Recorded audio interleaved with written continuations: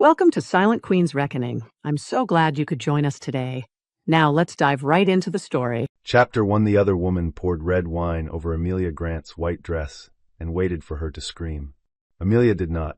She stood in the center of the Meridian Club ballroom, wine dripping from her collarbone to the silk bodice, one hand still holding a crystal glass of water, her expression so calm that the room seemed to lose balance around her. 200 guests had turned to watch. The orchestra faltered. A waiter froze with a tray of champagne. Someone near the auction table whispered, "Oh my God," with the hungry softness of a person who would retell the scene before midnight. Across from Amelia, Serena Vale lifted her chin. Serena was 27, blonde, expensive, and furious in a dress that looked poured over her body. She had arrived at the charity gala on the arm of Amelia's husband, Julian Grant, wearing a diamond bracelet Amelia recognized from the private safe upstairs in their home. Her lipstick was perfect. Her eyes glittered with the kind of confidence women sometimes borrowed from men who had lied to them well. "Say something," Serena snapped. Amelia looked down at the ruined dress. White silk. Italian cut. Bought for a gala she had organized, funded, and saved after Julian's events team nearly lost the main donor. Now it clung cold against her skin, red spreading like a wound someone else wanted photographed. Julian reached them too late. He was tall, dark-haired, and handsome in the practiced way of men who had learned mirrors were allies. The founder of Grant Meridian Ventures. A billionaire on magazine covers. A husband who had spent the last year coming home late, guarding his phone, and telling Amelia she had become impossible to talk to. He looked first at Serena, not Amelia. That was the part everyone missed. Amelia did not. "Serena," Julian said under his breath. "What are you doing?" Serena's mouth trembled.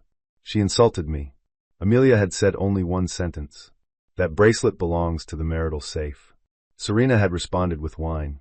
Now Julian turned to Amelia, eyes sharp with warning. "Let's handle this privately."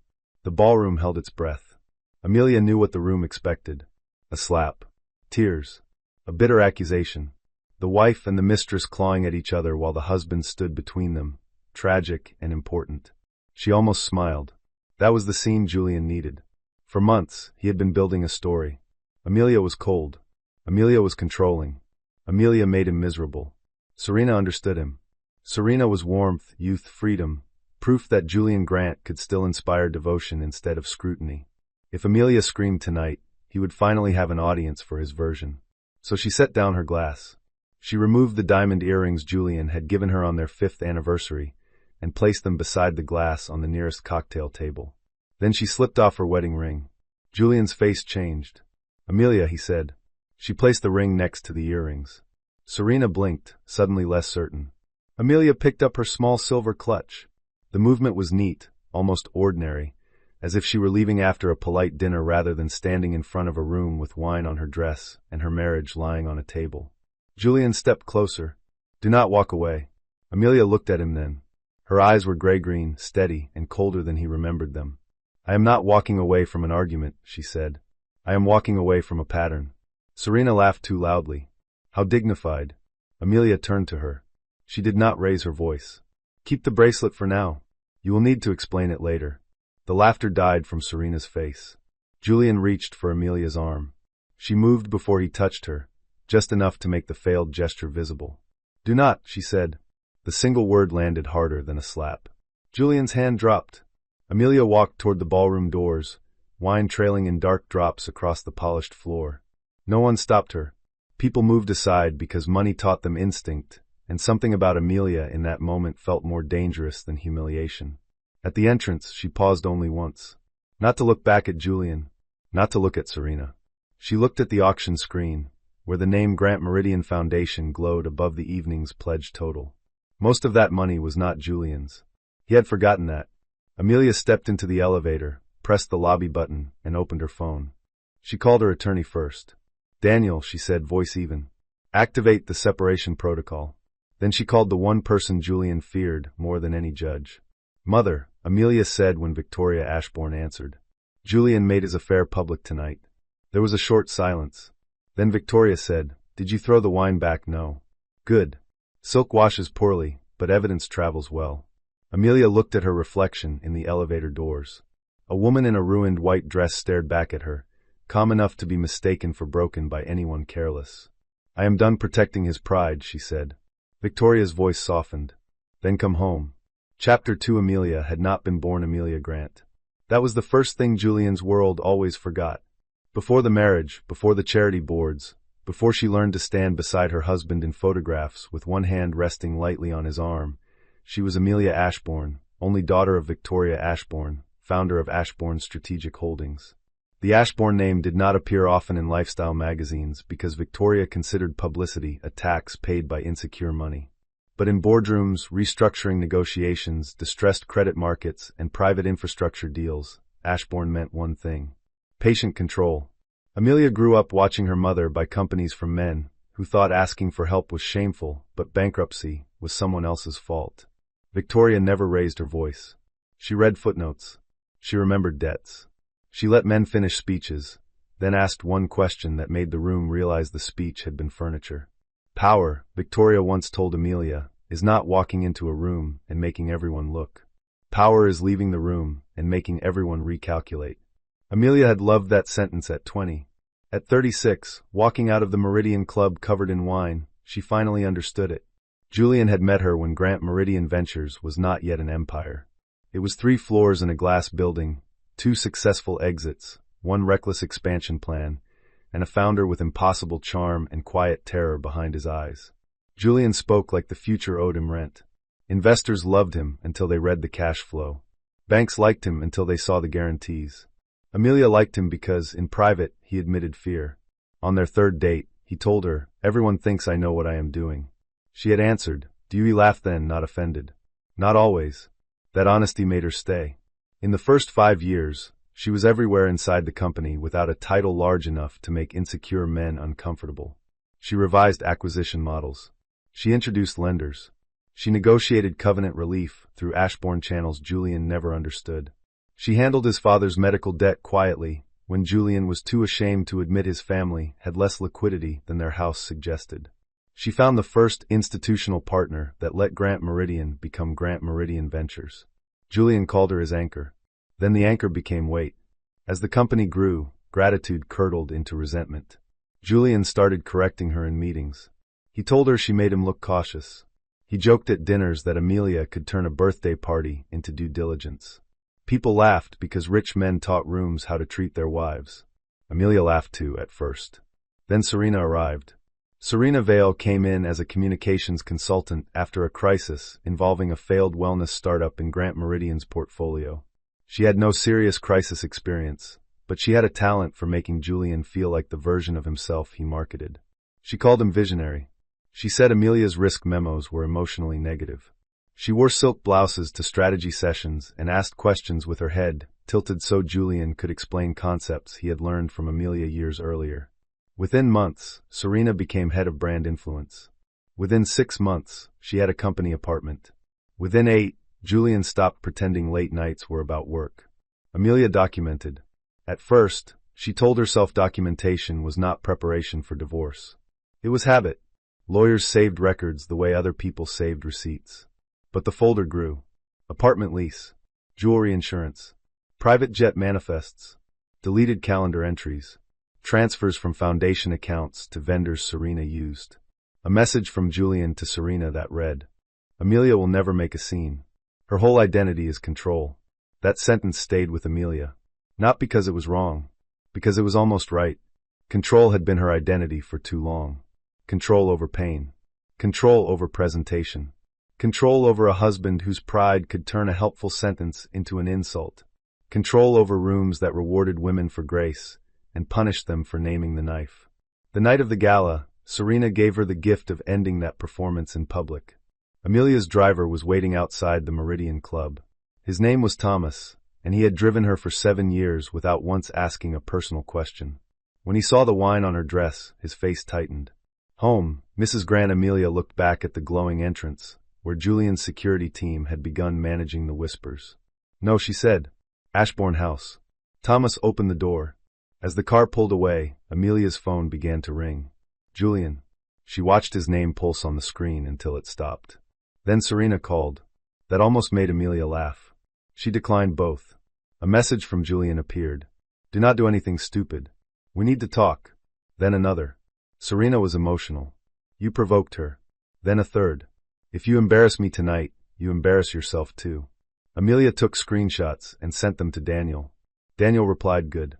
Do not respond. Victoria replied 1 minute later, I have opened the north suite. Burn the dress if you want. Amelia looked down at the ruined silk. For a moment, grief moved through her. Not for the dress. Not even for the gala. For the woman she had been when she believed quiet loyalty would one day be recognized as love. She did not burn the dress. She preserved it in a garment bag. Evidence had its own elegance. Chapter 3. Julian Grant returned to their penthouse at 1:17 a.m. and found the master closet half empty. Not emptied in anger. That would have been easier to dismiss. No drawers torn out. No smashed glass. No dramatic absence. Amelia had taken selected clothes, personal documents, her mother's pearls, her laptop, 3 leather-bound journals, and the framed photograph of herself with her late father. She left the wedding portrait. It stood above the bedroom fireplace, both of them younger, smiling beneath a canopy of white roses. Julian stared at it while loosening his tie with one hand. His phone had not stopped vibrating for hours. Board members. Donors. His mother. Serena. Reporters pretending to ask about the charity pledge, while implying they had seen the wine video, already spreading through private groups. At the gala, he had contained the room. Barely. Serena cried in the powder room, while Julian's chief of staff cleaned the donor list. The auction continued because rich people could step over a dead marriage if the dessert course was good enough. Julian gave a speech about resilience and children, and several guests praised his composure afterward while staring at the red trail Amelia had left on the floor. He told himself Amelia would come home. She did not. Now the penthouse felt staged, waiting for a verdict. He walked into his study and poured whiskey. The first glass went down too fast. The second stayed untouched as he noticed the folder on his desk. Plain cream folder. No note. His name written in Amelia's handwriting. Julian opened it. Inside was a single page. Separation protocol initiated. All communication through counsel. Preserve all financial, personal, company, foundation, travel, gift, apartment, and communications records related to Serena Vale. Do not enter any residence controlled by Ashbourne entities. Do not contact Amelia directly except in writing and through counsel. Below that, in Amelia's hand, one sentence: you wanted me to make a scene. I made a record instead. Julian crumpled the page before he could stop himself. Then he smoothed it out again because, even angry, he knew better than to destroy a legal notice from Amelia. His phone rang. Serena. He answered. Not now. Are you with her? Serena demanded. Her voice was thick from crying, but underneath the tears was anger. Serena did not like being treated as a problem after being displayed as a prize. No. She humiliated me. Julian closed his eyes. Serena, you threw wine on my wife in front of 200 people. Because she called me a thief. She said the bracelet came from the marital safe. It was a gift. Julian said nothing. The bracelet had been a gift. That was true in the emotional sense and dangerous in every other sense. It had belonged to Amelia's anniversary collection, a private suite of jewelry insured under joint property. Julian had given it to Serena after a weekend in Aspen, because she said she hated feeling hidden. He had told himself Amelia would not notice. Amelia noticed everything. Julian, Serena said, voice softening, you said you were done with her. I am. Then why does she still have this much power over you? He opened his eyes. The question struck the wrong place. She doesn't. Serena laughed bitterly. She walked out, and you chased her with your eyes like she took the floor with her. Julian gripped the phone. Be careful. No, you be careful. You promised me that after tonight people would understand. You said she would show everyone how cold and cruel she was. Instead she looked like a saint, and I looked crazy. Julian did not answer. Because she was right. That was the unbearable part. Amelia had not defended herself, and somehow that had defended her better than any speech. Serena continued, what happens now? I handle it. How I said I handle it. He ended the call. At 2 a.m, Julian called his personal attorney, Peter Lang. Peter answered in a voice that suggested he had already seen messages. Julian. Amelia initiated separation. I assumed. I need to control the narrative. Peter was silent for a second. Before we discuss narrative, tell me whether there are financial issues tied to Ms. Vale. Julian looked at the crumpled legal notice. Define financial issues. Peter sighed. That answer worries me. Chapter 4. Amelia arrived at Ashbourne House at 1:42 a.m. The house sat on a quiet street behind iron gates, a limestone mansion her mother used as a private residence, war room, and museum of people who underestimated her. The windows glowed softly. The front door opened before Amelia reached the steps. Victoria Ashbourne stood in the doorway in a black silk robe, silver hair loose over one shoulder, face unpainted and alert. At 64, she still looked like a woman who could bankrupt a man with a pleasant lunch. She saw the dress. Her mouth tightened. "Do you want sympathy first or strategy?" Amelia stepped inside. "Strategy. Good. Sympathy after tea." The north suite had been prepared, fire lit, bath drawn, fresh clothes laid out. But Amelia went first to the private office beside the library. Victoria followed. So did Daniel Rook, who had arrived before her and was already reviewing printed documents with his reading glasses low on his nose. Daniel had represented Ashbourne interests for 20 years. He had watched Amelia marry Julian and had said at the time, "He has charm. Charm is not collateral." Amelia had called him cynical. He had answered, "I bill by the correction." Now he looked at the wine-soaked dress and said nothing. Kindness from Daniel often arrived as silence. Amelia placed the garment bag over a chair. "Preserve this." Daniel nodded. "Already arranged." Victoria poured tea. "Tell us exactly." Amelia did. She described Serena's entrance with Julian. The bracelet. The remark. The wine. Julian's first look going to Serena. The warning not to make a scene. The way guests watched as if the ballroom had become a theater. Victoria's face remained calm until Amelia said Serena wore the Ashbourne sapphire bracelet. Then her hand stopped above the teapot. "Your father's bracelet, yes." Daniel muttered, "That was ambitious."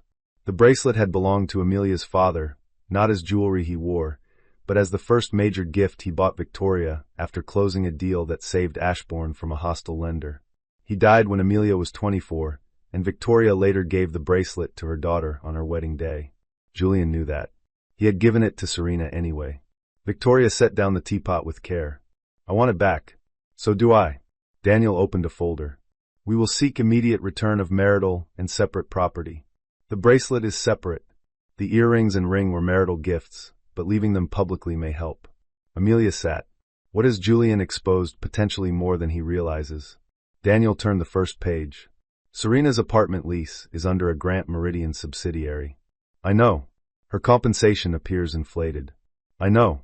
Foundation funds moved through the Children's Gala vendor network and ended at a media consultancy tied to Serena." Amelia looked up. "I suspected. Confirmed tonight." Victoria leaned back. "Julian used foundation money," Daniel said. "Preliminarily, yes." Amelia closed her eyes briefly. The foundation mattered to her. It funded school clinics, domestic abuse legal aid, and recovery housing. It was not a vanity project. It existed because Amelia had insisted Grant Meridian could not claim civic virtue while investing in companies that treated people as numbers. Julian used to tease her for caring too much. Now he had let Serena's brand campaign feed on that money. Victoria said, "We separate the foundation from him immediately." Daniel nodded. "Already drafted. But there is more." He slid another document across the table. Amelia read the header. Ashbourne Strategic Holdings and Grant Meridian Ventures, Convertible Preferred Instrument, Side Letter Provisions. She knew the document well. 5 years earlier, Julian needed capital for his largest acquisition, Meridian Health Systems. Banks considered the deal too risky. Amelia arranged financing through Ashbourne Strategic, disguised through several institutional partners to protect both sides from gossip. The instrument included conversion rights if Julian engaged in misconduct that materially harmed foundation interests, misused restricted funds, or attempted to transfer strategic assets during marital dissolution without disclosure. Julian had signed it. He had called it boilerplate. Julian never feared boilerplate until it became teeth. Daniel tapped the page. If foundation misuse is confirmed, Ashbourne can trigger review. Victoria looked at Amelia. "Not conversion yet." "No," Amelia said. "Not yet." Daniel studied her. "What do you want?" Amelia looked toward the garment bag. The ruined dress hung there like a quiet witness. She could ask for divorce. She could ask for money. She could ask for the bracelet. Those were simple. But Julian had built his entire identity around one thing: pride. The pride of being the self-made founder, the visionary, the man who saved companies, the husband whose wife was elegant but secondary. He feared poverty less than pity.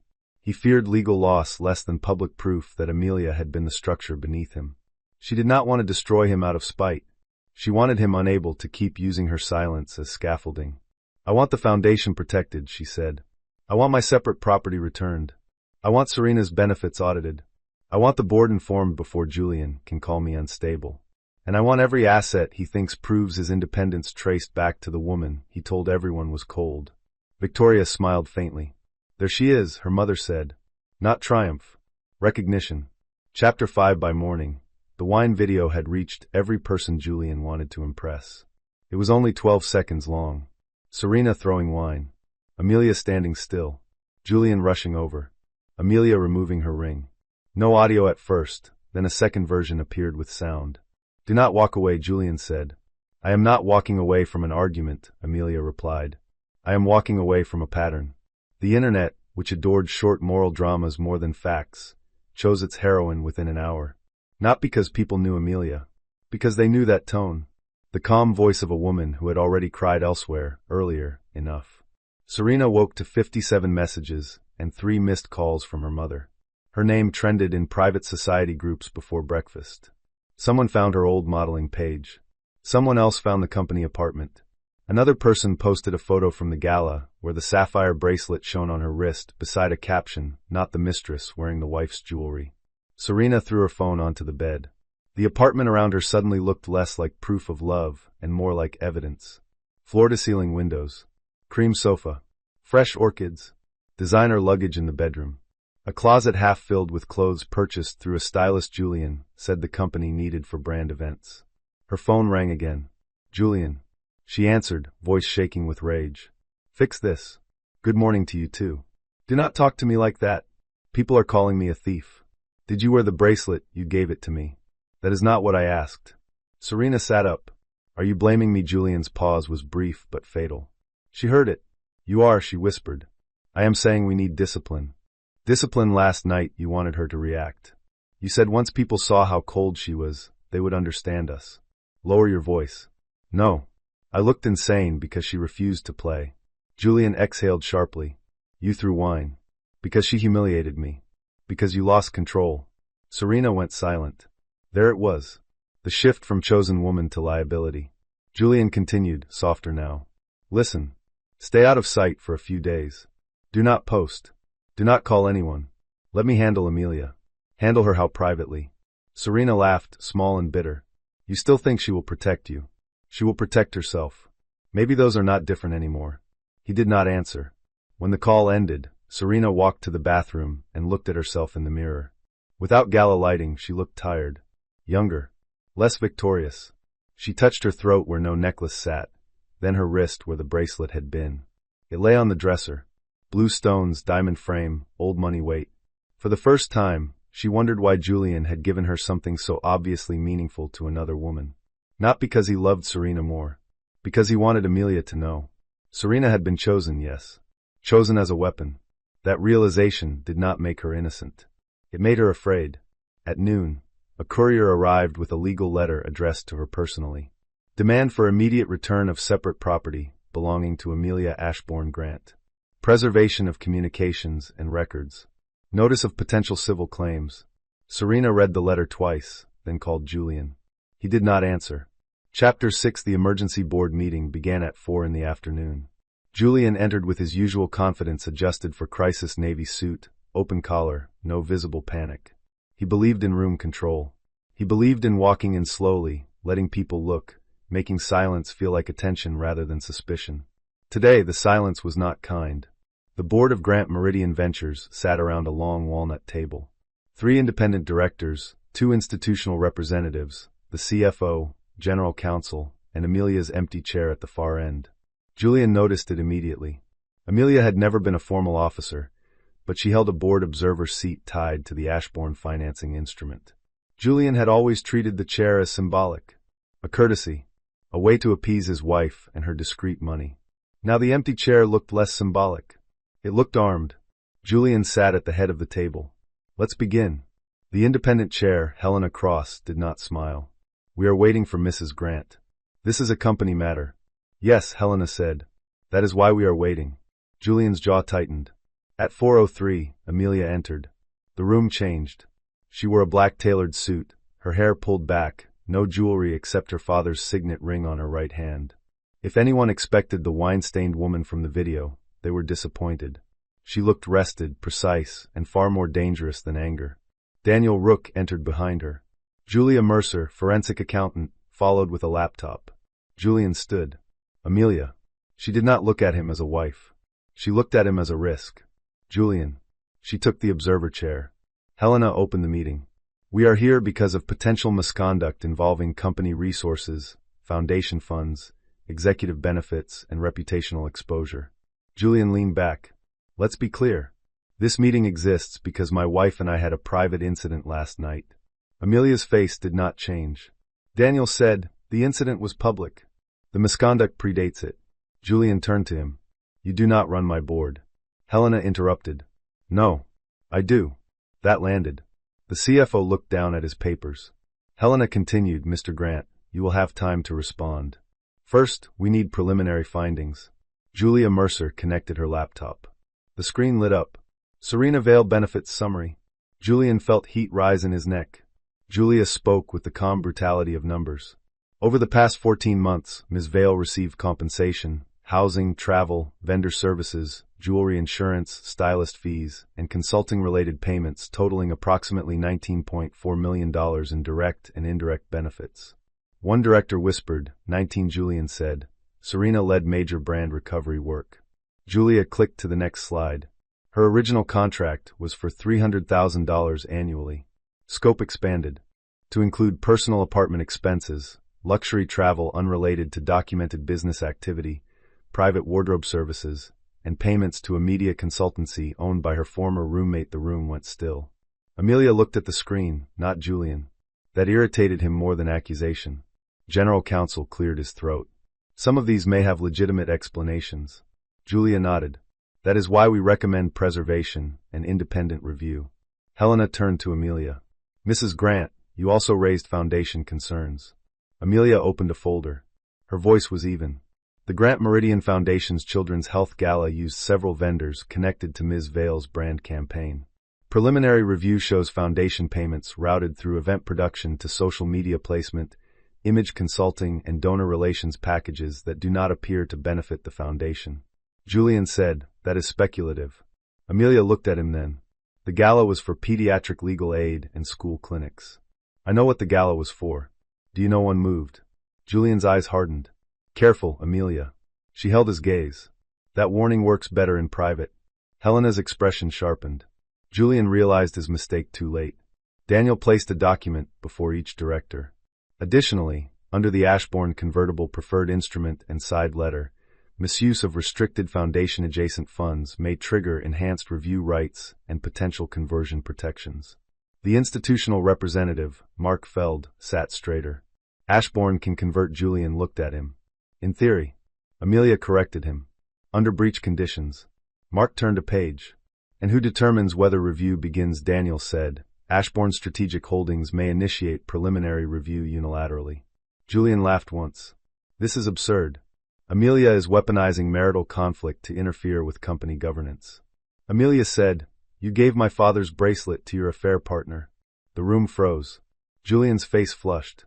Amelia continued, You placed her in a company apartment, paid her through expanded brand contracts, routed foundation-adjacent money into vendors tied to her image work, and publicly allowed her to assault me at a donor event. If you would like to call that marital conflict, put it in the minutes. No one typed for 3 seconds. Then the board secretary resumed. Helena leaned forward. Mr. Grant, pending review, I am recommending temporary suspension of your unilateral authority over foundation-related disbursements, executive benefits tied to Ms. Vale, and any related party vendor approvals. Julian stared at her. You cannot suspend my authority in my company. Helena's gaze moved to the financing documents. Apparently we can limit it. Amelia closed her folder. Julian looked at her with open anger. She did not argue. That was what broke his rhythm. Chapter 7. Julian followed Amelia into the private corridor after the meeting. Daniel moved to block him, but Amelia lifted one hand. It's fine. The corridor behind the boardroom was lined with glass on one side and dark wood on the other. Below, Manhattan glowed in late afternoon light. It was the kind of view Julian used to sell confidence to investors. Today it watched him lose it. What do you want? He demanded. Amelia stopped near the elevator. That question is late. Money control public sympathy, my bracelet. His face tightened. Of course, he said bitterly. The bracelet. It was my father's. He looked away. For a moment, the anger thinned. Julian had known Amelia's father only through stories and objects. Charles Ashbourne had been brilliant, reserved, and adored by Victoria in a way that made all other marriages look underfunded. The sapphire bracelet had mattered. Julian knew that. He had known when he took it from the safe. I was angry, he said. Amelia stared at him. You gave another woman my dead father's gift because you were angry. The sentence sounded uglier outside his head. He ran a hand through his hair. I wanted you to feel something. Amelia's mouth curved without warmth. You wanted proof I could still be made to perform for you. You stopped being my wife years ago. No, Julian. I stopped being your mirror. His jaw tightened. She continued. You used to come home afraid and tell me the truth.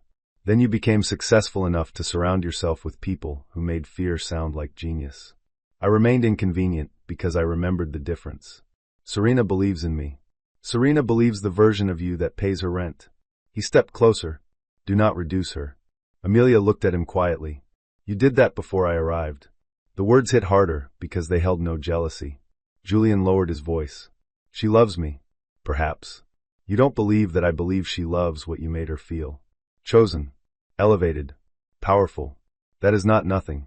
It is also not a foundation for truth. He laughed harshly. And what did you love for a moment? Amelia's face changed. Not much. Just enough for him to see the wound under the law. I loved the man who asked for help before he learned to resent the hand. Julian had no answer. The elevator arrived. Amelia stepped inside. He caught the door with one hand. This is not over. No, she said. It is finally documented. The doors closed. Julian stood in the corridor until his reflection in the glass became unbearable. Chapter 8. Serena returned the bracelet through counsel. That was smart. She also sent a letter.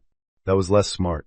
Amelia read it in Daniel's office 2 days later, while Julia reviewed vendor files across the table.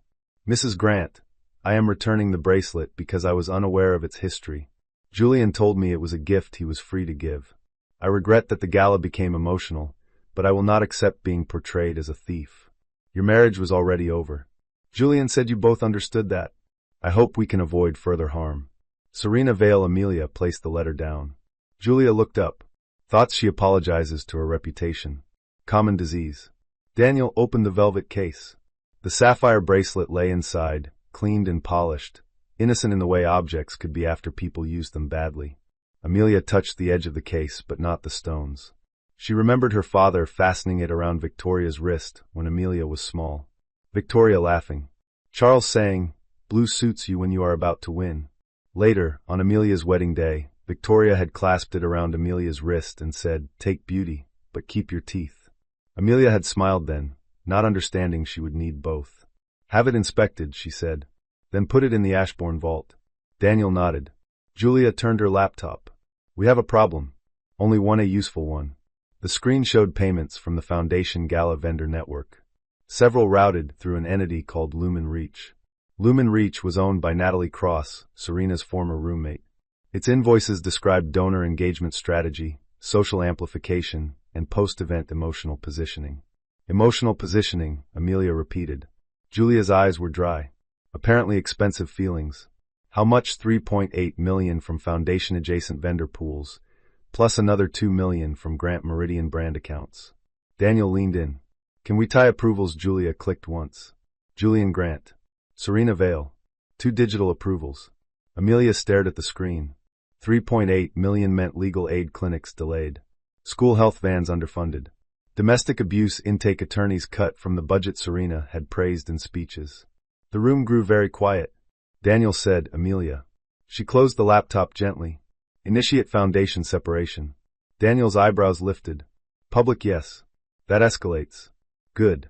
Within 6 hours, the Grant Meridian Foundation announced an independent governance review, suspension of all payments to Lumen Reach, and temporary removal of Julian Grant from Foundation Disbursement Authority. The statement was restrained. The effect was not. Reporters began asking why a billionaire's affair partner had approval authority connected to a children's health gala. Donors demanded answers. The board scheduled another emergency session. Julian sent Amelia one message at 11:48 p.m. "You are trying to ruin me." She answered for the first time since the gala. "No. I stopped preventing it." Chapter 9. Serena understood the difference between romance and liability when a reporter appeared outside her apartment. "Ms. Vale, did you approve payments from a children's foundation to your friend's media company?" The question hit her in the face as she stepped from the building in sunglasses and a beige coat. She turned back, but another reporter stood near the door. "Did Julian Grant give you Amelia Grant's family bracelet? Were you living in a company apartment? Did you throw wine on Mrs. Grant?" Because she confronted you, Serena pushed through without answering, hands shaking. Her driver was late. Her phone would not stop ringing. Natalie Cross had called 9 times. Julian had called once. Once. She got into the car and locked the door. Inside, she finally answered Natalie. "What did you do?" Natalie shouted. Serena flinched. "What did I do? My company is frozen. My accounts are under review. I had nothing to do with your wine drama. You invoiced the foundation. Because you told me Julian approved it." "He did." "Then why are lawyers asking me whether services were delivered?" Serena closed her eyes. "Were they silence?" That answered enough. Natalie's voice turned sharp. "Do not put this on me. You wanted a campaign. You wanted everyone to see you as more than the mistress.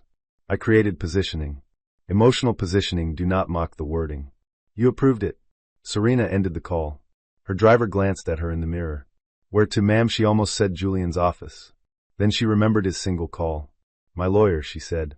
An hour later, sitting in a conference room that smelled like coffee and printer toner, Serena told the first complete truth she had told in months. Julian said the marriage was over. Julian said Amelia knew. Julian said the apartment was part of her compensation. Julian gave her the bracelet and told her not to worry about its origin. Julian wanted the gala to make the relationship impossible to deny. Julian said if Amelia reacted badly, the board would see she was unstable. Her lawyer, Priya's son, listened without expression. Priya was known for representing women who discovered too late that powerful men liked contracts more than promises. When Serena finished, Priya said, "You participated in harming his wife." Serena's eyes filled. "I know. You also exposed yourself legally." "I know." "Good.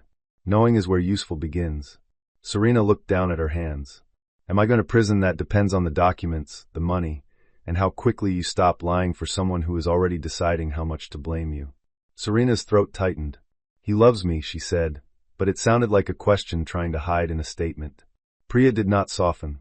"Maybe. But love is not a defense to wire transfers." By evening, Serena agreed to cooperate with the foundation review. Julian found out at 8:06 p.m. His first text to her was, "What the hell did you tell them?" Serena stared at the message. For months, she had waited for proof that she mattered more than Amelia. Now she had it. She mattered enough to blame. Chapter 10. Victoria Ashbourne hosted dinner 4 nights after the gala. Not a social dinner. An Ashbourne dinner, which meant the food was excellent, the wine untouched until documents were reviewed, and every guest understood the evening had a purpose.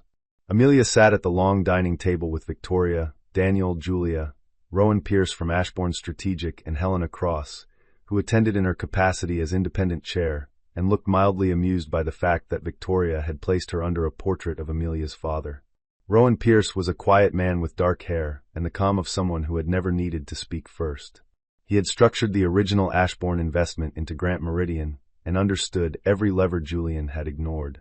"We have 3 options," Rowan said. Amelia folded her hands. "Go on." "First, limited governance correction. Julian retains operational control. Foundation activity is separated. Serena's benefits are clawed back where possible, and Ashbourne receives enhanced reporting." Victoria's face suggested this option had been included for politeness and should be buried with it. Second, Rowan continued, conversion pressure. Ashbourne triggers breach review, threatens conversion, forces Julian to accept a co-CEO or operating committee. Daniel said, "He will fight and call it a marital coup." "He will," Rowan agreed. "Which brings us to option 3. Julia turned a page. Amelia already knew. Sale. Not of everything. Grant Meridian Ventures was complex. Some assets were healthy, others over-leveraged, a few sentimental but worthless. But its crown asset, Meridian Health Systems, the network Julian called his defining acquisition, could be sold to a strategic buyer under conditions that protected clinics, employees, and foundation partnerships. Without Meridian Health, Julian's empire would still exist. His pride would not. Rowan placed the buyer profile before her. Northbridge Health Infrastructure. CEO Malcolm Reyes. Offer premium valuation, contingent on governance cleanup and removal of compromised foundation channels. Amelia knew Malcolm. He had tried to buy Meridian Health before Julian outbid him with Ashbourne-backed financing and a speech about visionary care. Malcolm did not forget assets he wanted. "He is ready?" she asked. Rowan nodded. "He never stopped being ready." Victoria looked at Amelia. "This is the part where I remind you that revenge is expensive if poorly structured." Amelia looked at her mother. "And if well-structured?" Victoria's mouth curved. "Often tax-efficient." Helena coughed into her napkin. Daniel leaned forward. "If we pursue a sale, Julian will claim you are destroying his company because of an affair. Would that be credible to some?" "At first," Julia said, "less credible once Serena's cooperation and vendor records are included." Rowan added, "A sale protects value and reduces governance risk. It is defensible." Amelia looked down the table at the file.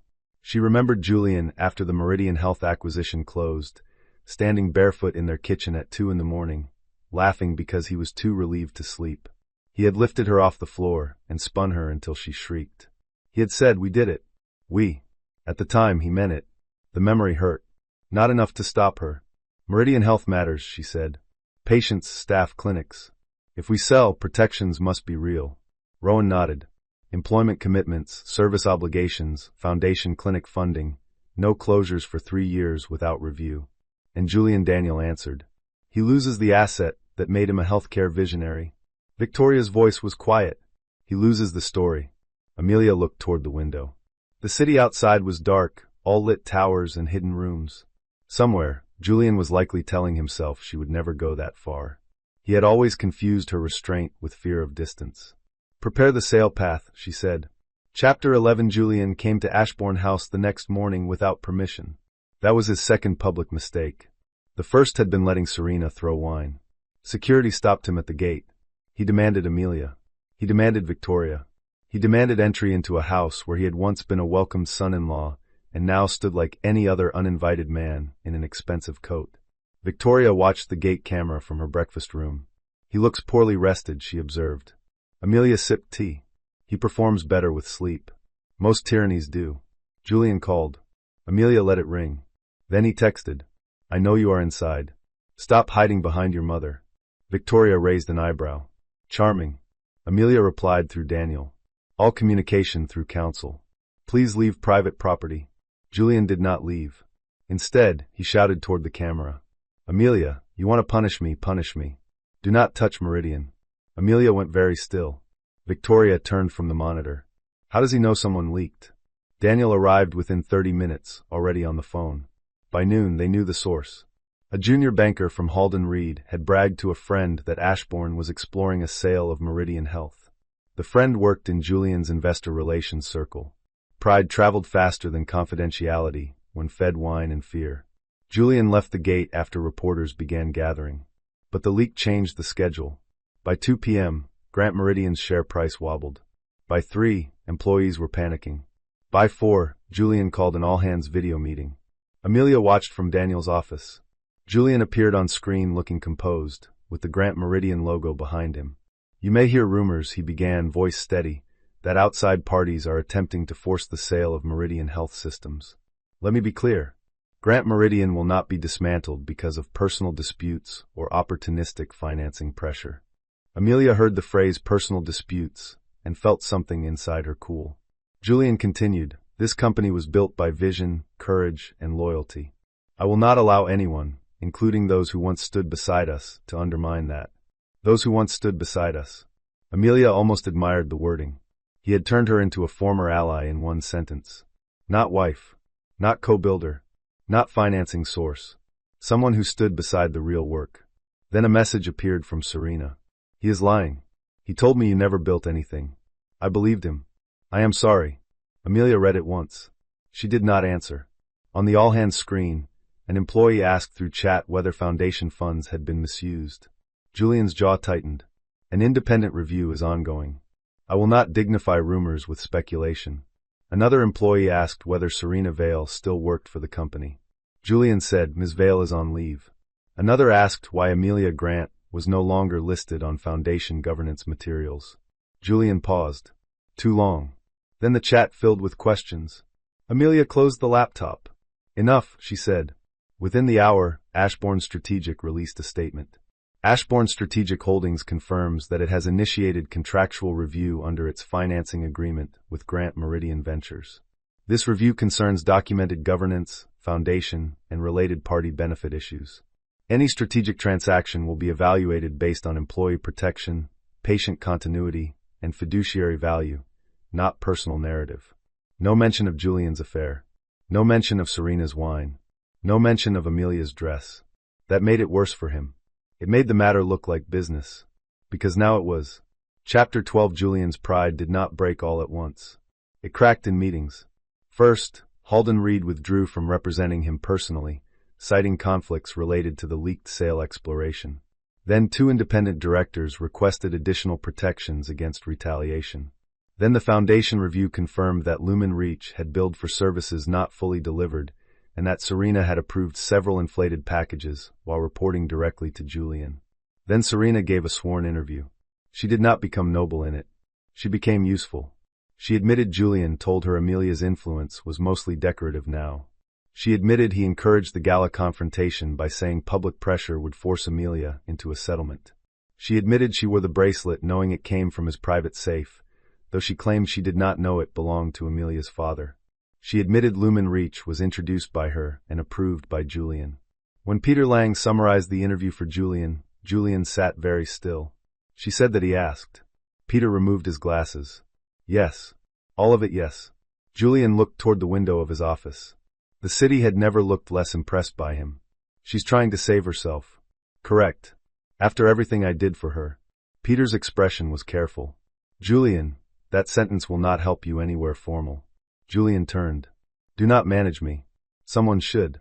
The words landed before Peter could soften them. Julian stared at him. Peter sighed. I apologize for the tone. Not the substance. The room went quiet. Julian sat back, suddenly exhausted. Amelia put you up to this, no? Everyone suddenly sounds like her. Perhaps because she was saying things others avoided. Julian laughed without humor. You too. Peter did not answer. That was answer enough. By Friday, the special committee recommended entering exclusive talks with Northbridge Health Infrastructure for the Meridian Health sale. Julian opposed it with every tool left to him. He called investors. He called journalists. He called old friends who owed him favors and discovered favors had shorter shelf lives than admiration. He tried to rally employees with a memo about fighting for the company's soul. Within 20 minutes, someone leaked the memo with the subject line "Soul currently under audit." The internet was cruel. But the board was worse because it was calm. The shareholder meeting was set for the following Tuesday. Julian sent Amelia one final direct email, despite the communication restrictions. Subject us, Amelia. I know you think this is justice. Maybe part of it is. But Meridian was ours. You know that. Whatever happened between us, do not pretend selling it is clean. You will be cutting out the one thing we built together that still matters. I made mistakes. Serena was a mistake. The bracelet was cruel. The gala was unforgivable. But if you ever loved me, do not do this in public. Julian Amelia read it at her desk in Ashbourne House. For a long time, she did nothing. Then she printed it, placed it in the evidence folder, and wrote only one reply through Daniel. Meridian matters.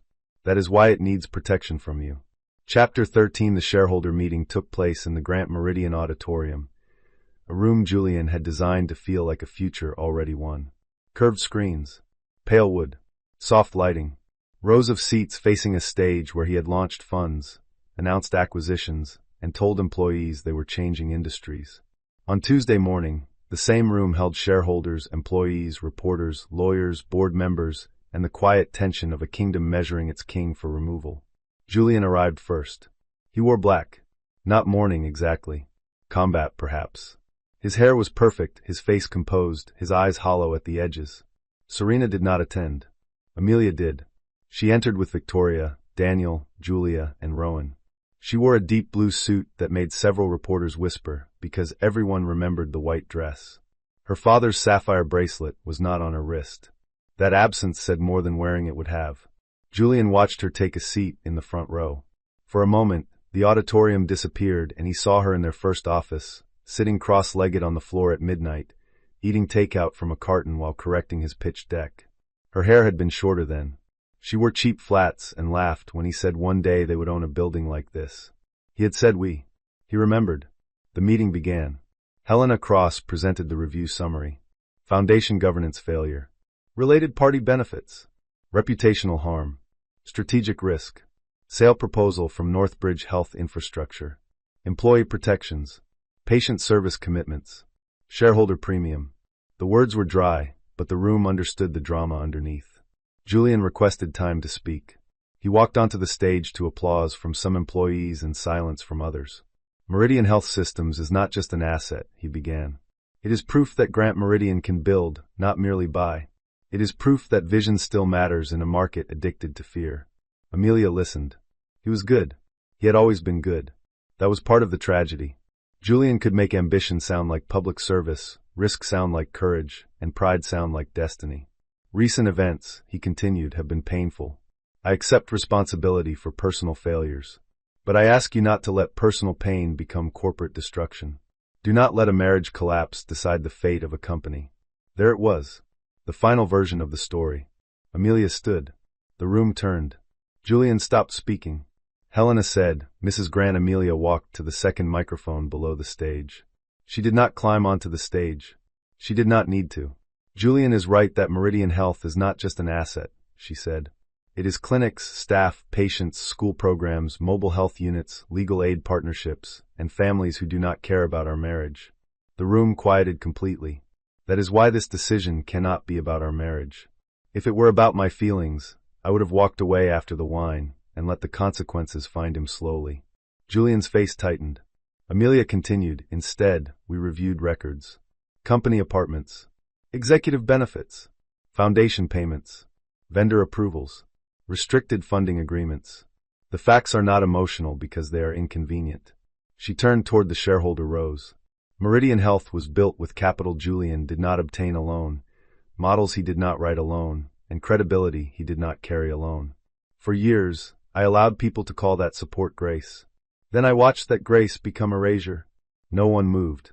At the gala, Serena Vale threw wine on me because she believed I would fight her for my husband's attention. I did not.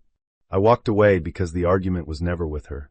The argument was with the structure that let a man use one woman for stability and another for admiration, then call both of them unreasonable when the structure cracked. Serena, watching remotely from her lawyer's office, began to cry. Amelia's voice stayed steady. This sale is not punishment for an affair. This sale protects patients, employees, foundation programs, and shareholders from leadership that confused personal appetite with corporate privilege. She finally looked at Julian. Pride built the version of Meridian that needed applause. Responsibility can preserve the parts that matter. The auditorium held its breath. Julian stared at her as if seeing, too late, the difference between the woman he wanted to provoke and the woman he had depended on. Amelia stepped away from the microphone. The vote proceeded. Northbridge Health Infrastructure's acquisition of Meridian Health Systems passed. Julian did not move when the result appeared. The screen behind him displayed numbers, percentages, approvals. Dry figures. Clean lines. The obituary of his favorite myth. His empire was not gone. His pride was. Chapter 14. The divorce took 9 months because pride hires lawyers before it accepts math. Julian contested the asset schedule, then withdrew after Daniel produced records. He challenged the Ashbourne conversion rights, then settled after independent counsel confirmed he had signed them. He tried to classify Serena's benefits as business development, then stopped when Serena's cooperation made that argument resemble comedy. He requested privacy around the bracelet, and Amelia granted it only after the bracelet was returned, inspected, and placed back in the Ashbourne vault. The foundation separated cleanly. Amelia became chair of the restructured Ashbourne Grant Children's Fund, though she removed Grant from the name 6 months later with board approval. Julian did not fight that. Perhaps he had learned. Perhaps he was tired. Perhaps both. Serena left New York for Chicago. Before leaving, she sent Amelia one final letter. Mrs. Grant, I have rewritten this too many times. I am sorry for the wine, the bracelet, and for enjoying the idea that I had replaced you. I believed Julian's version because it made me feel chosen. That does not excuse what I did. It only explains the weakness I need to change. I returned everything I could. I know I cannot return the public humiliation. I hope the foundation survives us all. Serena Amelia read it twice. Then she wrote back, Ms. Vale, the foundation will survive because it is no longer built around people who need humiliation to feel powerful. I hope you build a life that does not require another woman to disappear. Amelia Ashbourne, not Grant. She sent it without anger. That surprised her. Anger had carried her through the first months like a strong black coffee. Necessary, bitter, hot enough to keep her standing. Then one morning she woke up and realized the cup was empty. She did not miss it. Julian moved out of the penthouse first. Amelia did not want it. Too many glass walls. Too many rooms designed to impress people no one loved. It sold to a tech founder who asked whether the wine incident happened there. The broker said no. Amelia reduced the price anyway, because bad taste should be taxed. She bought a townhouse near the river. Not as grand as Ashbourne House, not as high as the penthouse. Human scale. A kitchen with morning light. A library with green walls. A small garden where nothing had to prove its valuation. Victoria visited the week Amelia moved in. It's modest, her mother said, standing in the entry hall. Amelia looked around at the original woodwork, the fresh flowers, the slightly uneven floors. By your standards, a cathedral is modest if it lacks a boardroom. True. Victoria walked to the library and touched the shelf where Amelia had placed her father's photograph. You would have liked this. Because it is tasteful, because it is yours. Amelia looked down. Victoria, who did not often touch first, took her daughter's hand. You did well. The words almost broke her. Not because she needed praise for winning. Because part of her still grieved that winning had required proving she had been worth more than silence. Victoria seemed to understand. You are allowed to mourn the man before the lesson. Amelia swallowed. Was he ever that man sometimes? Victoria's voice was gentle. That is what makes it hard.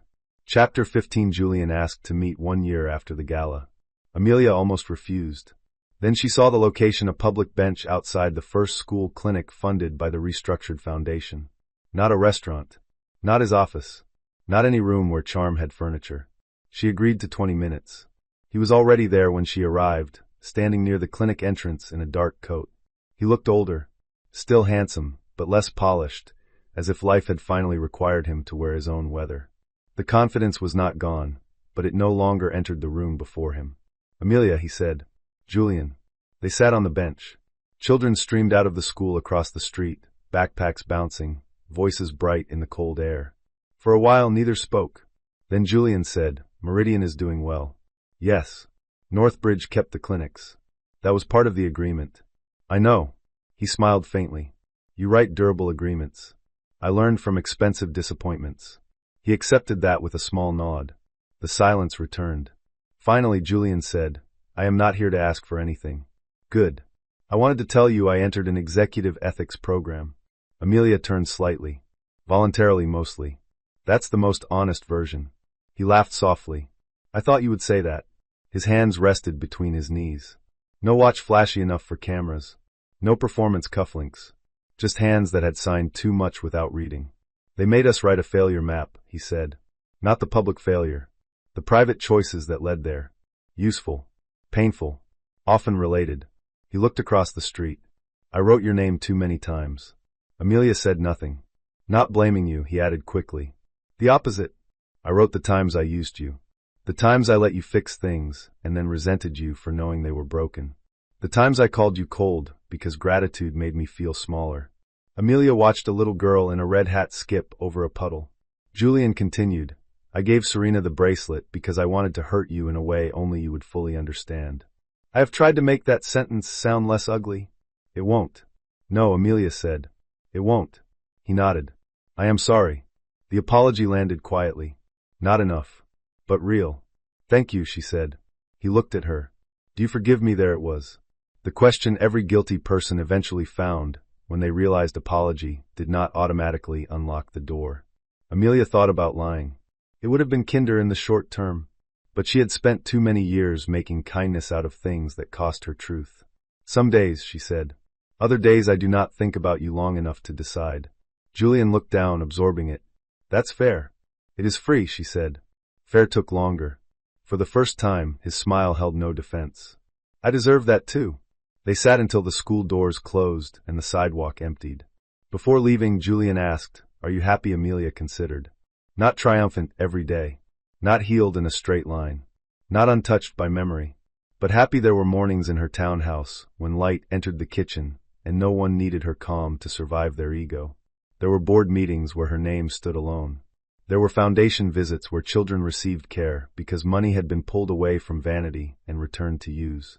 Yes, she said. Julian closed his eyes briefly. Good. He sounded as if he meant it. That was new. She stood. Goodbye, Julian. Goodbye, Amelia. No Grant. He noticed. He did not correct it. Chapter 16. 2 years after the wine. Amelia stood in a school clinic hallway, watching a nurse place a bandage with cartoon stars on a little boy's arm. The clinic smelled of antiseptic, crayons, and raincoats. It was loud in the way useful places were loud, children asking questions, parents filling forms, staff calling names, a printer complaining somewhere behind reception. On the wall hung a small plaque, funded by the Ashbourne Children's Health and Legal Trust. No Grant. No Julian. No photograph of a donor holding scissors in front of a ribbon. That had been Amelia's rule. The work mattered more than the giver. Julia joined her with 2 cups of terrible coffee. I bring punishment. Amelia accepted one. Hospital coffee. School clinic coffee. Younger, same crimes. They watched the little boy show his bandage to his mother as if he had earned a medal. Julia said, Northbridge renewed the service commitment. Good.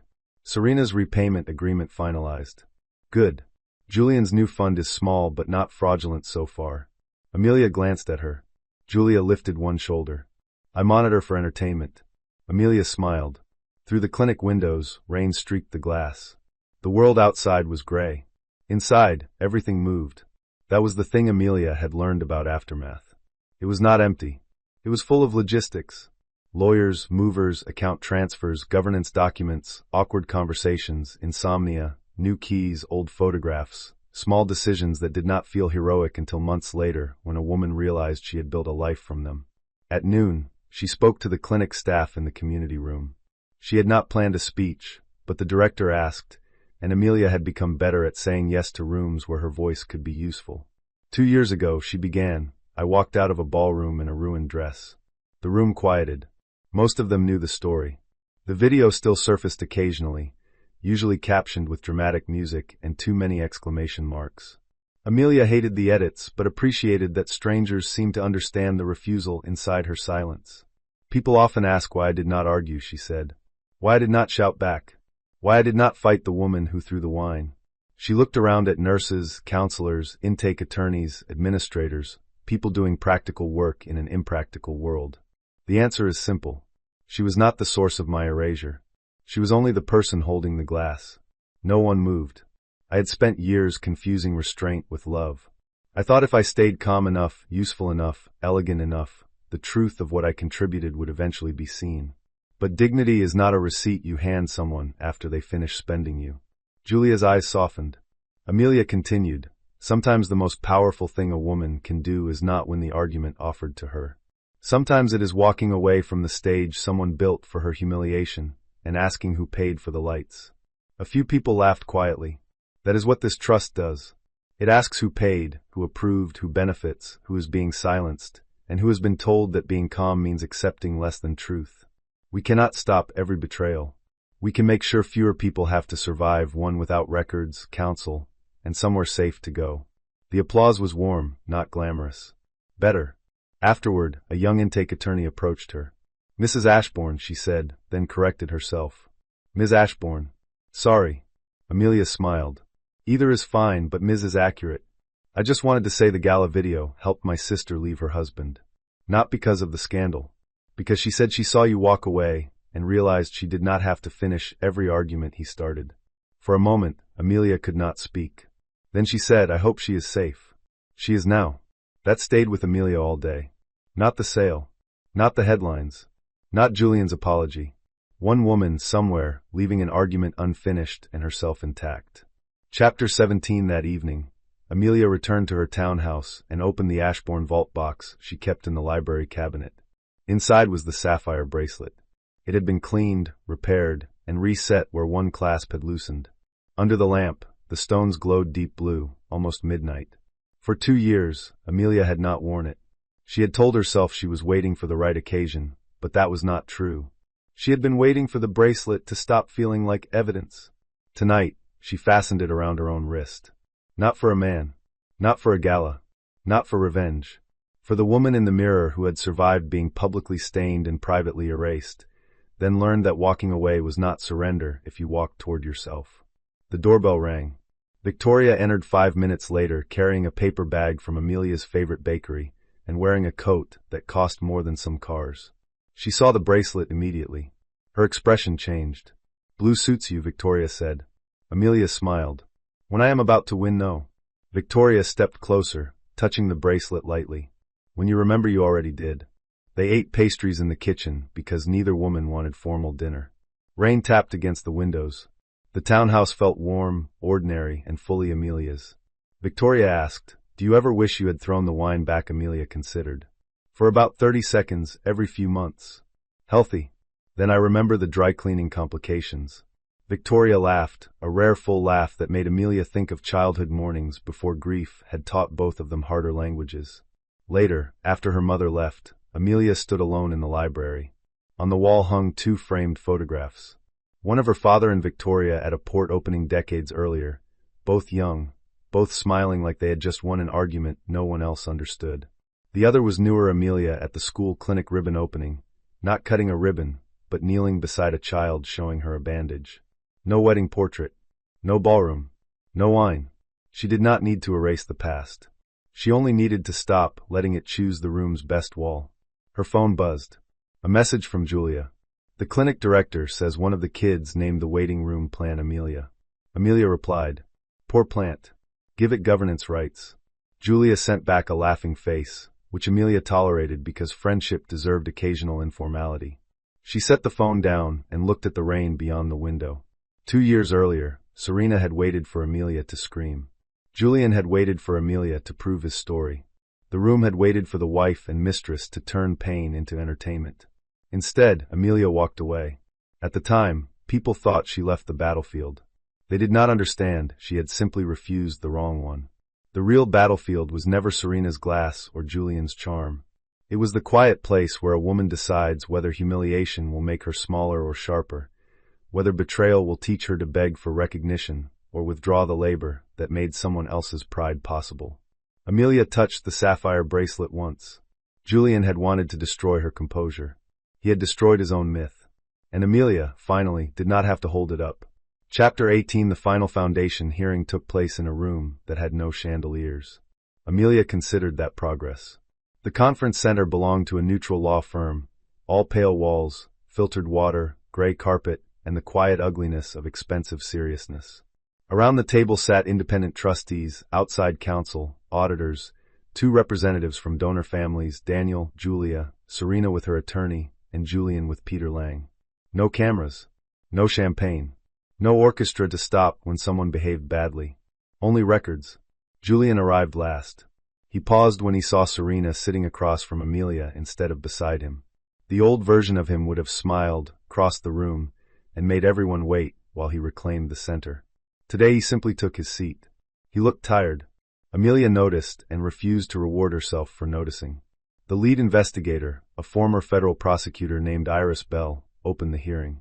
"We are here to finalize findings regarding the Grant Meridian Foundation's vendor payments, executive influence, and governance failures connected to the last annual gala and related donor campaigns." Serena stared at her hands. Julian stared at Amelia. Amelia looked at Iris. Iris began with Lumen Reach. The invoices were projected one by one. Donor sentiment analysis. Post-event emotional positioning. Philanthropic identity amplification. Youth impact narrative support. Each phrase sounded more ridiculous when read beside the amounts paid.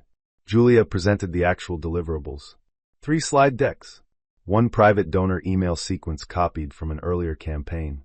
2 influencer posts that never went live. 1 media placement plan focused less on the children's clinics than on Julian and Serena appearing as future-facing philanthropic leadership. 1 draft caption describing Serena as the foundation's new heart. At that phrase, Amelia saw Julian close his eyes. Good. Some sentences deserved to return to their author. Iris turned to Serena. "Ms. Vale, did you approve these invoices?" Serena swallowed. "Yes." "Did you believe the services were worth the amounts billed?" Her attorney touched her arm. Serena nodded once, then answered. No. Julian's head turned sharply. Serena did not look at him. Iris continued. Why did you approve them? Because Julian told me the gala needed a new public direction. Peter objected mildly. Iris allowed the answer, but noted the objection. Serena's voice grew steadier. He said the foundation had become too associated with Amelia. He wanted donors to see that he had warmth around him, that he was not controlled by his wife. The room became very still. Amelia felt the words enter and pass through her without lodging. 2 years earlier, they would have cut deeper. Now they only explained the architecture of damage. Iris asked, did Mr. Grant specifically instruct you to use foundation vendors for image repositioning? Serena looked at Julian for the first time. His face was pale. Yes, she said. Peter leaned toward Julian, whispering urgently. Julian did not move. Iris turned to him. Mr. Grant, do you dispute that he was silent long enough for denial to become visible? Then he said no. Peter closed his folder with the resigned softness of a man watching billable strategy die. Iris continued through the record. The company apartment. The stylist. Travel that had no foundation purpose. The sapphire bracelet listed briefly as returned separate property. The gala video preserved only as context, not evidence of financial misconduct. That mattered to Amelia. The wine was humiliating. The money was structural. When it was Amelia's turn to speak, she did not stand. The foundation's work cannot depend on whether powerful people behave well, she said. That was our failure. We placed too much discretion in informal trust and too little in controls. That will not happen again. One trustee nodded. Julian looked at her. Our failure. The room shifted. Amelia turned to him. Yes. I let your name stay on disbursement authority after I knew you were using the foundation for image. I told myself oversight could wait until after the gala because children needed the funding and donors needed reassurance. I was wrong. He looked stunned. Perhaps he had expected her to blame only him. Perhaps part of him wanted that because being a villain was simpler than watching Amelia claim responsibility for the system and still remove him from it. She continued, accountability is not less real because it includes me. But inclusion is not equivalence. You abused authority. Serena misused access. The board failed to detect it. I failed to force the issue earlier. Iris wrote a note. Serena's eyes filled, but she did not speak. Julian's voice was quiet. Why say that? Amelia met his eyes. Because the truth does not become safer when edited for my comfort. For the first time in the hearing, Julian looked away. The final recommendations were severe. Serena would repay a portion of improperly supported benefits through a structured settlement and be barred from foundation advisory work for 5 years. Lumen Reach would be referred for civil recovery. Julian would permanently lose any role in foundation governance. The foundation would be renamed and placed under independent trustees with Amelia as chair for a limited transition period. At the end, Serena approached Amelia in the hallway. Her attorney stayed nearby, but not close enough to interrupt. I know the letter was not enough, Serena said. It was a letter. Serena absorbed that. I wanted you to scream that night. I know. Not just because Julian said it would help. Because I wanted proof that I mattered enough to hurt you. Amelia looked at her. Serena's face was bare of the glossy confidence she once carried like perfume. She looked young, ashamed, and no longer useful as an enemy. You did hurt me, Amelia said. But not in the way you hoped. Serena nodded, tears sliding down her cheeks. I am sorry. Then do not become the woman who needs another woman's wound to feel chosen. Serena pressed her lips together. I am trying. Good. There was nothing else to offer. Amelia walked away. Julian watched from the far end of the corridor. This time, he did not follow. Chapter 19. Julian's last attempt to reclaim the story came as a magazine interview. He did not plan it as an attack. That was what made it dangerous. He believed, sincerely, that he was telling a mature truth. The article was titled after the fall Julian Grant on failure, love, and rebuilding. Amelia read it because Daniel sent it with the message you should see this before others quoted at you. The photos were tasteful. Julian in a black sweater near a window. Julian walking alone through a clinic hallway. Julian looking thoughtfully at the skyline, as men in crisis apparently did for subscription audiences. The interview began well enough. He admitted governance failures. He acknowledged personal misconduct. He said Meridian Health was doing strong work under Northbridge. He described the foundation restructuring as painful but necessary. Then came the paragraph. My former wife and I were both casualties of ambition. Amelia was brilliant, but we stopped seeing each other as people. She became the guardian of standards I could never meet, and I became the symbol of failures she could never forgive. The affair was wrong, but it was also a symptom of a marriage that had become emotionally impossible. Amelia read the paragraph twice, not because it hurt like before, because it was so elegantly half-true that it would be easy for strangers to admire. Victoria called within 10 minutes. I assume you read The Spiritual Laundering. Amelia looked out the library window at the early morning rain. I did. Do you want to respond? No. Victoria was silent. That meant disagreement. Amelia smiled faintly. Say it. He is recasting mutual exhaustion as shared blame. Yes. He is making your standards sound like a climate condition rather than a response to his conduct. Yes. And you still do not want to respond. Amelia closed the magazine. Not directly. That afternoon, she called the clinic director and moved up the foundation's annual report release by 1 week. No mention of Julian. No mention of the article. Just numbers. 23 school clinics funded. 847 children receiving ongoing health support. 112 legal aid cases connected to domestic financial coercion. 4 mobile units deployed. Full vendor transparency report. Independent governance controls. The annual letter from Amelia was brief. Institutions do not become ethical because their founders describe regret beautifully. They become safer when records, controls, and resources move toward the people they were meant to serve. The quote traveled faster than the magazine paragraph. Julian called Daniel the next day. Daniel put the call on speaker with Amelia's permission. Was that aimed at me? Julian asked. Daniel looked at Amelia. She nodded. Daniel said, the annual letter does not name you. It didn't need to. Then perhaps sit with that. Julian exhaled. I need to speak to her. Daniel waited. Julian continued, quieter. Please. Not as a legal matter. Amelia stood by the window, arms folded. She could refuse. She should refuse, maybe. But some conversations returned not because they deserved reopening, but because the woman who survived them wanted to see whether they still had teeth. She took the phone. Julian. There was a pause. Amelia. You have 3 minutes. He laughed softly, sadly. Still efficient. 2 minutes and 50 seconds. I did not mean to blame you in the article. You did. He was quiet. I thought I was being honest, he said. You were being balanced. Men often reach for balance when accountability feels too heavy. He absorbed that. She could hear it in the silence. Were you impossible to meet? He asked. Amelia considered giving him the easy answer. No, Julian, you failed entirely alone. But truth mattered more than comfort, even when comfort would have favored her. Sometimes, she said, I expected you to become the man you said you wanted to be. His breath changed. She continued, but I did not force you to lie. I did not force you to use foundation funds. I did not force you to give Serena my father's bracelet. I did not force you to build a story where my competence became your prison. No, he said. You didn't. If you want to discuss the marriage honestly, stop trying to make betrayal sound inevitable. The line stayed quiet for several seconds. Then Julian said, I miss when you would have told me this before the world did. That sentence came close to the bone. Amelia's voice softened despite herself. I did tell you. You called it criticism.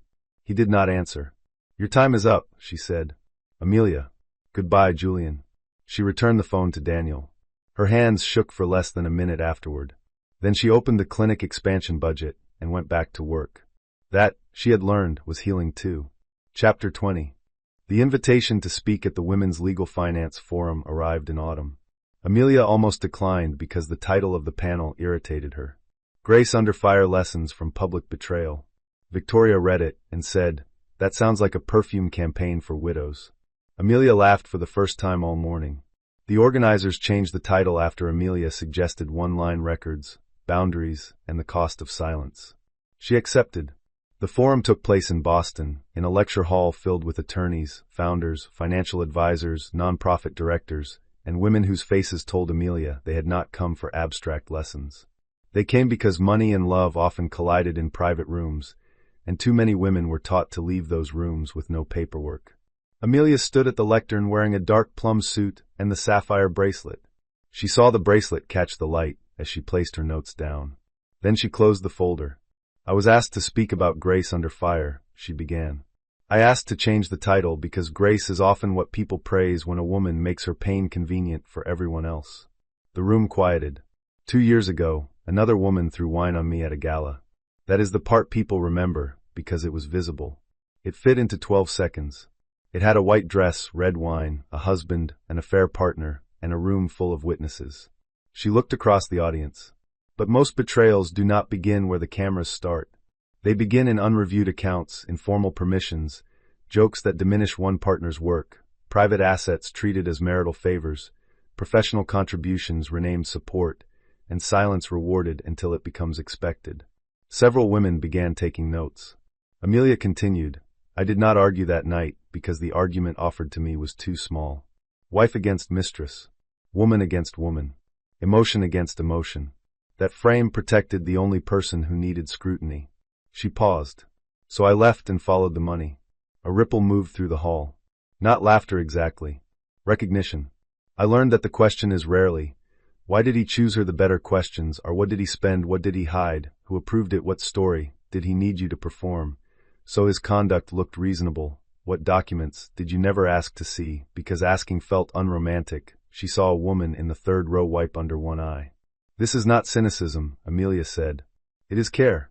Records are care when someone may later deny what happened. Boundaries are care when love has become access without accountability.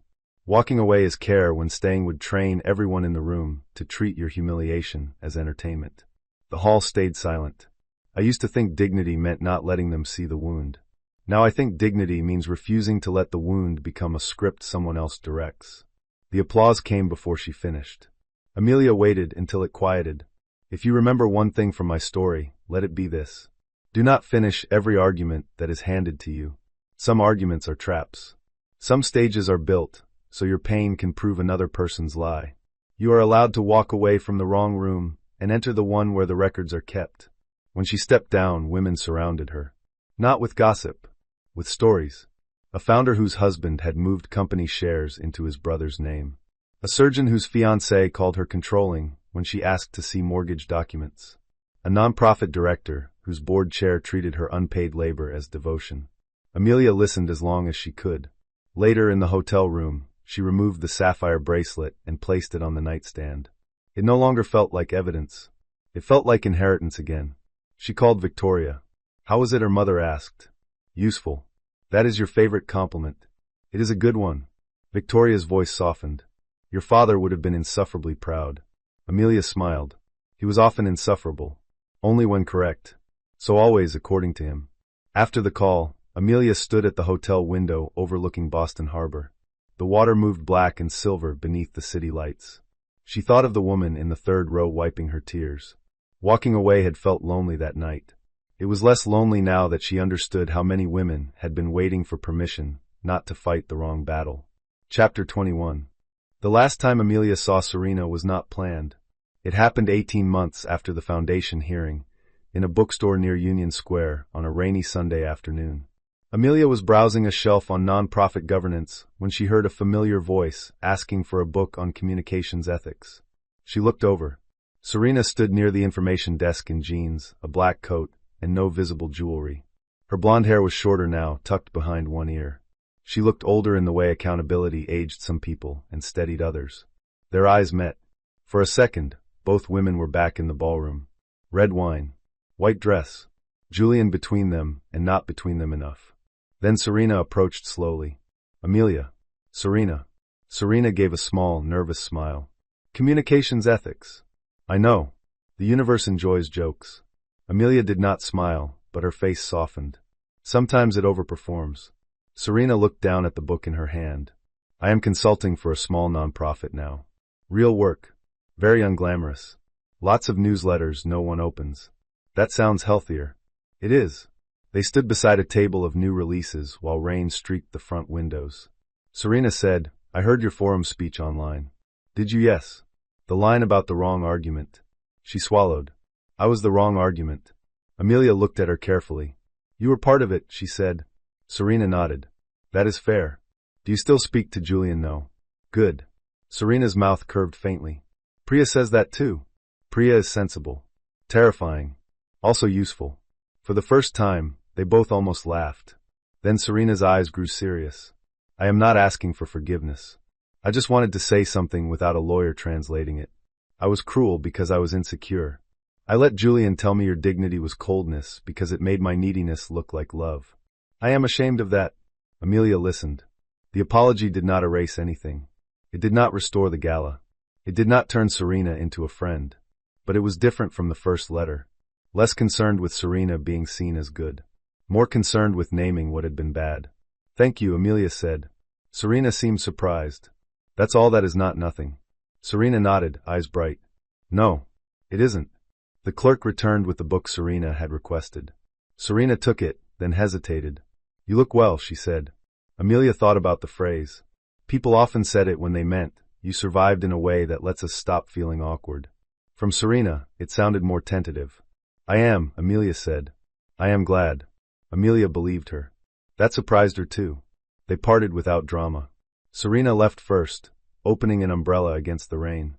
Amelia watched her through the window for a moment, then returned to the governance shelf. She bought 3 books, including one on nonprofit fraud prevention that Julia later called beach reading for emotionally specific people. That evening, Amelia wrote in her journal for the first time in months. I saw Serena today. I felt no rage. Not even victory. Only distance, and maybe a little hope that women can become less dangerous when they stop auditioning for men who make them compete. She paused, then added walking away was not the end of the story. It was the first sentence I wrote myself. Chapter 22. 3 years after the gala, the Meridian Club invited Amelia back. The invitation came from the new foundation director, not the old donor committee. The event would honor the expansion of school clinics and legal aid partnerships created after the restructuring. Amelia's first instinct was no. Then she sat with the feeling. The ballroom had become a symbol because the humiliation happened there.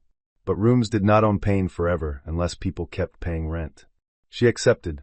This time, she wore midnight blue. Not white. Not armor. A simple gown, clean lines, no dramatic train. Around her wrist, the sapphire bracelet. Around her neck, nothing. Her hair was swept back, her face calm in a way that no longer needed to prove it was calm. When she entered the Meridian Club ballroom, conversations softened. People remembered. Of course they did. The floor had been polished. The chandeliers still glowed. The auction screen stood in the same place. A new orchestra played near the windows. The cocktail table where she had left her ring was gone, replaced by a floral arrangement that was frankly too large. Julia appeared with 2 glasses of sparkling water. Any urge to pour this on someone? Julia asked. Not unless the flowers misbehave. They are suspicious. Amelia laughed. The evening unfolded differently. Donors asked about clinics, not scandal. Nurses spoke. A teenager who had received legal aid after her mother fled financial abuse gave a short speech that left half the room pretending to check their programs while wiping tears. Amelia did not speak until the end. She stood at the same place where she had once removed her ring. The room knew it. So did she. The last time I left this ballroom, she said, many people thought they had witnessed the end of something. The audience stilled. They had. Just not the thing they thought. Julia smiled from the side. Amelia continued, it was the end of a marriage, yes. But more importantly, it was the end of a habit. The habit of protecting appearances that did not protect people. The habit of treating women's composure as permission. The habit of turning private humiliation into public entertainment while money moved quietly in the background. She looked toward the auction screen, where the new pledge total rose. Tonight, the money is not moving quietly. Every dollar raised is tied to published controls, independent oversight, and programs whose outcomes will be reported. That may sound less glamorous than a grand gesture. A few people laughed softly. Good, Amelia said. Grand gestures are often where accountability goes to hide. The laughter became fuller. She paused, then let her voice soften. I once thought leaving this room meant losing a life. I was wrong. It meant no longer standing inside a story that required me to be smaller than the truth. The applause rose slowly. Warm. Sustained. Not the sharp applause of scandal, but the sound of people recognizing that something had been repaired without being hidden. After the event, Amelia stood alone near the ballroom doors. No wine on her dress. No ring on the cocktail table. No husband scanning the room for control. Julia joined her. Ready to go, Amelia looked back once. The ballroom no longer looked like a crime scene. It looked like a room. That was its demotion and her victory. Yes, she said. I'm ready. Outside, the city air was cold and clear. The car waited at the curb. Amelia did not look over her shoulder again. There was nothing behind her that needed carrying. Subscribe for more stories about betrayal, hidden power, and the quiet moment a woman walks away from the argument and takes back her life.